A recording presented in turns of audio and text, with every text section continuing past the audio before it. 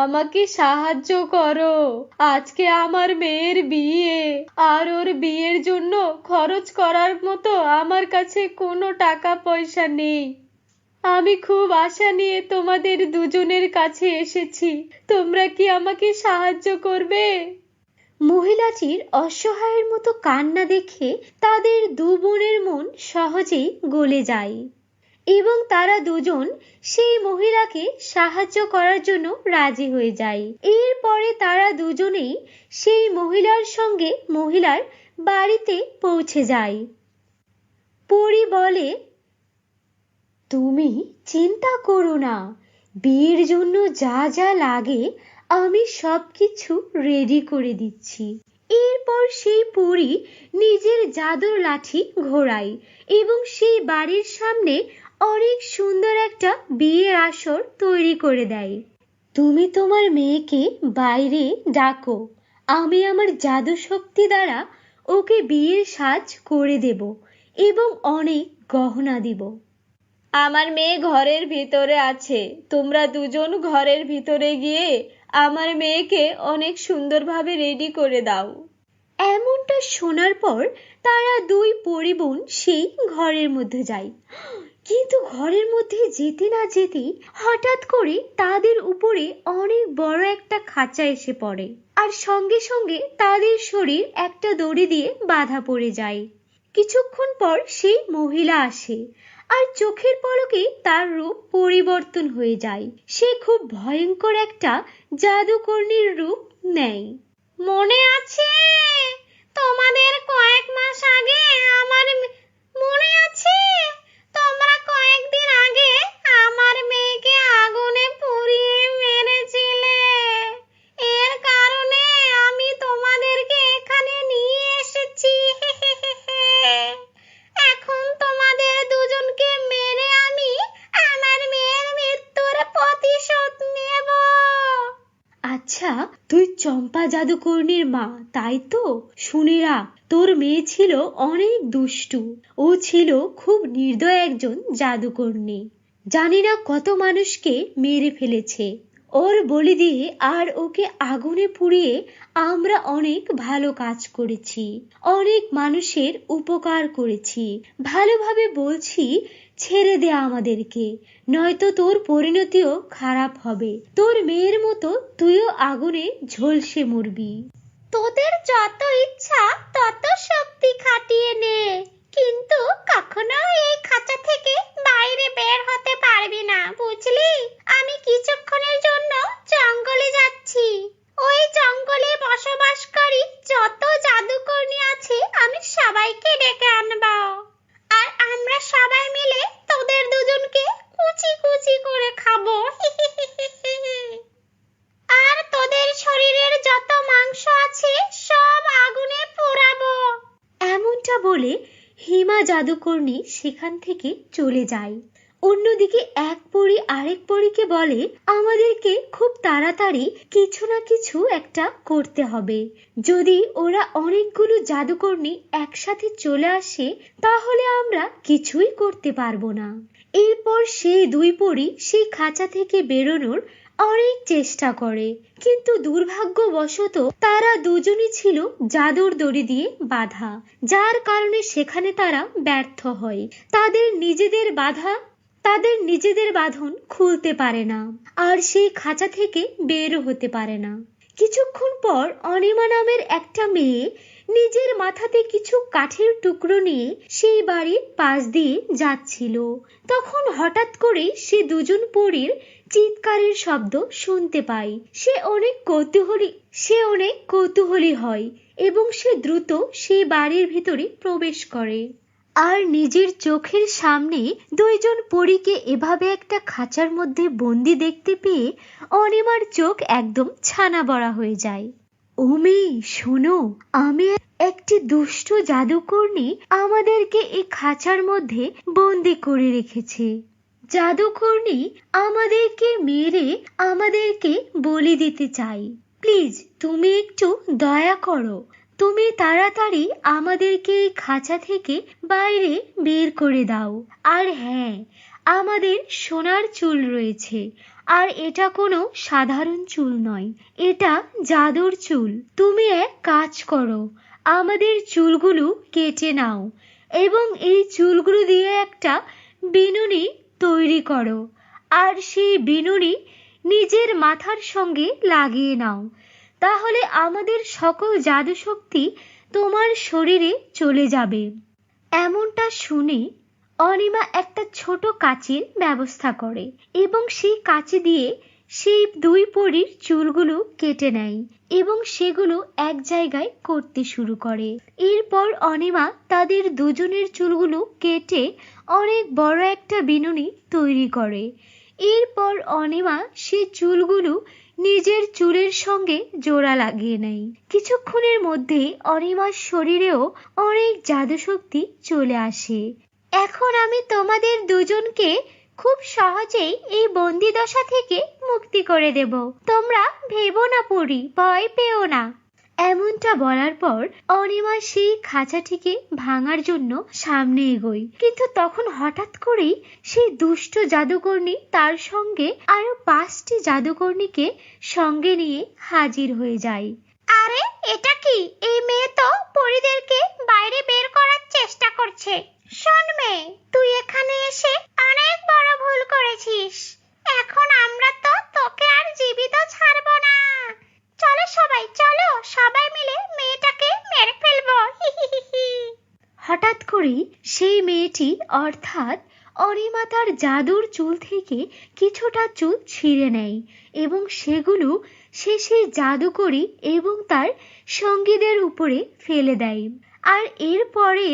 আর এরপরের মুহূর্তেই সেই জাদু চুলের শক্তিতে সে সকল জাদুকর্ণীদের আকৃতি অনেক ছোট হয়ে যায়।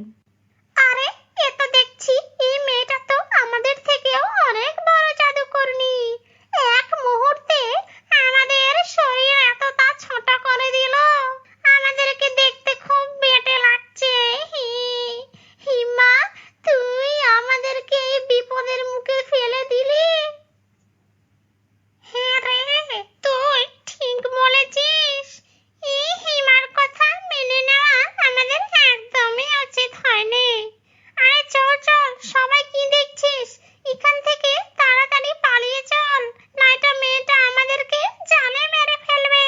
কিন্তু ঠিক তখনই অনিমা সেই জাদুকর্ণী এবং তার সঙ্গীদেরকে ধরে নেয় আর তাদের হাত ধরে এক একটা হাত সেই বাড়ির বাইরে একটা গাছের সাথে বেঁধে তাদেরকে সেই গাছের সঙ্গে ঝুলিয়ে দেয়। এরপর অনিমা নিজের জাদু শক্তির দ্বারা সেখানে অনেক বড় একটা মশাল হাজির করে এবং সেই মশালের সাহায্য সে সেই সকল জাদুকর্ণীর গায়ে আগুন জ্বালিয়ে দেয়। আর দেখতে দেখতেই সকল জাদুকর্ণীরা পুড়ে একদম ছাই হয়ে যায়, তাদের অস্তিত্ব বলে আর কিছুই থাকে না। এরপর অনিমা সেই বন্দি দশা থেকে দুই পরীকে মুক্তি করে। তাদের কারণে, তোমার কারণে আমাদের দুই বোনের জীবন বেঁচেছে। এর কারণে এই জাদুর বিনুনিটা তুমি উপহার স্বরূপ আমাদের পক্ষ থেকে তোমার কাছে রেখে দাও, আর আমাদের মাথাতে আবার নতুন চুল গজিয়ে যাবে। এরপর তাড়াতাড়ি পরিবন আবারও পরিলোকে ফিরে যায়। অন্যদিকে জাদুর সেই বিনুনি পাওয়ার কারণে অনিমার জীবন পুরোপুরিভাবে পরিবর্তন হয়ে যায় এবং সে শুধু নিজের একার জন্য সেই জাদু শক্তির ব্যবহার করেনি, সে নিজের জন্য এবং সকল অসহায় মানুষের জন্য সেই জাদু শক্তির ব্যবহার করেছে। এরপর অনিমা বড়লোক হয়ে যায় এবং হাসি খুশিতে নিজের জীবন কাটায়।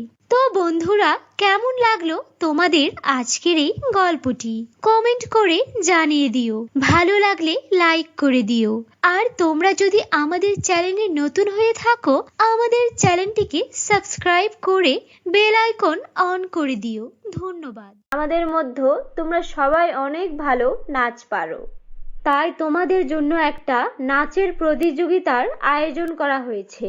তোমাদের মধ্যে যে সবচেয়ে ভালো নাচ করতে পারবে তাকে 1 লক্ষ টাকা পুরস্কার দেওয়া হবে। আশা করি তোমরা সবাই অনেক ভালো নাচ করবে। ঠিক আছে বাচ্চারা, পরবর্তী প্রতিযোগিতার জন্য প্রস্তুত হয়ে যাও। এই বলে ম্যাডাম চলে যায়। শতরূপা ও রূপসা এটা শুনে অনেক খুশি হয়। রূপসা শতরূপার চেয়েও অনেক ভালো নাচ করতে পারত। শতরূপা বলে, রূপসা, তুই তো অনেক ভালো নাচ পারিস। আমার বিশ্বাস এই প্রতিযোগিতায় তুই ফার্স্ট হবি। হ্যাঁ, আমি অনেক ভালো নাচ পারি, কিন্তু আমার তো তেমন সুন্দর কোনো ড্রেস নেই। আমি কি করে নাচ করব? আরে, তুই চিন্তা করিস না, তুই তো জানিস আমি আমার মামার বাড়িতে থাকি। আমার মামাদের অনেক টাকা আছে। আমি মামাকে বলে তোর জন্য একটা ড্রেস এনে দেব। ঠিক আছে, তুই আমার সবচেয়ে ভালো বন্ধু শতরূপা। শতরূপা ও রূপসা কথা বলছিল, তখনই পাশ থেকে মিতু নামের একটা মেয়ে ওদের কথা শুনছিল। আচ্ছা, শতরূপার মহান হওয়ার খুব ইচ্ছে, তাই না? নিজে তো থাকে মামার বাড়ি। কেন রে, তুই প্রতিযোগিতায় নাম দে, এসেছে রূপসা ফার্স্ট হবে, হওয়াচ্ছি তোদের ফার্স্ট। আমি হব নাচে ফার্স্ট। আর এই রূপসাকে তো আমি কিছুতেই প্রথম হতে দেব না। আমি আমার ভাইকে বলে রূপসার একটা ব্যবস্থা করব তারা। এরপর মিতু ওর বাসায় যায় আর ওর ভাইকে বলে, ভাইয়া ভাইয়া, আমাদের স্কুলে একটা নাচের প্রতিযোগিতা আছে। আমি সেই প্রতিযোগিতায় নাম লেখাতে চাই, কিন্তু আমাদের ক্লাসে যে রূপসা আছে ও নাকি প্রতিযোগিতায় অংশ নেবে। আর হ্যাঁ, সত্যি অনেক ভালো নাচে। ও নাচলে তো আমি প্রতিযোগিতায় জিততেই পারবো না। তুমি একটা কাজ করো, তোমার বন্ধুদেরকে সাথে নিয়ে রাস্তায় রূপসাকে আটকে ওর পাটা ভেঙে দাও, যেন ও একদমই নাচতে না পারে। আচ্ছা বোন, কোনো ব্যাপার নয়। তুই তো জানিস আমার বন্ধুরা মারামারিতে অনেক এক্সপার্ট। এই রূপসার পা আমরা আজই ভেঙে দেব। মিতু অনেক খুশি হয়। তারপর মিতুর ভাই যখন ওদের ক্লাস শেষ হয়, রাস্তায় অপেক্ষা করতে থাকে। সে শতরূপা ও রূপসার আসার পথে রূপসাকে পথ আটকায়। তারপর রূপসার পায়ে একটা লাঠি দিয়ে অনেক জোরে আঘাত করে, যার কারণে রূপসার পা ভেঙে যায় আর অনেক রক্ত পড়তে শুরু করে। শতরূপা অনেক থামানোর চেষ্টা করে, কিন্তু ওরা কারো কথাই শোনে না। এভাবে রূপসার পা ভেঙে দিয়ে মিতুর ভাই সেখান থেকে চলে যায়। এরপর শতরূপা তাড়াতাড়ি করে রূপসাকে হাসপাতালে ভর্তি করে। রূপসা ছিল অনাথ মেয়ে। রূপসার বাবা মা কেউ ছিল না। রূপসা ওর বুড়ো দাদির সঙ্গে বাস করত। এই খবর পেয়ে ওই বৃদ্ধ দাদি চলে আসে। আরে আমার নাতনিটার এই অবস্থা কি করে হলো? এবারে পা নিয়ে মেয়েটা কি করবে? দাদি, আমি অনেক চেষ্টা করেছি রূপসাকে বাঁচানোর, কিন্তু কোথা থেকে কতগুলো ছেলে এসে রূপসার পা ভেঙে দিয়ে গেছে। আমি ওকে বাঁচাতে পারিনি। কি আর করবে, মেয়েটারও পুরা কপাল, বাবা মা কেউ নেই। আমি মানুষের বাড়িতে কাজ করে আমাদের সংসার চালাই। এই পা ভাঙা মেয়েকে আমি এখন কিভাবে দেখে রাখবো? দিদি, আপনি চিন্তা করবেন না, আমি আমার মামা বাড়িতে কথা বলে ওর চিকিৎসার ব্যবস্থা করব।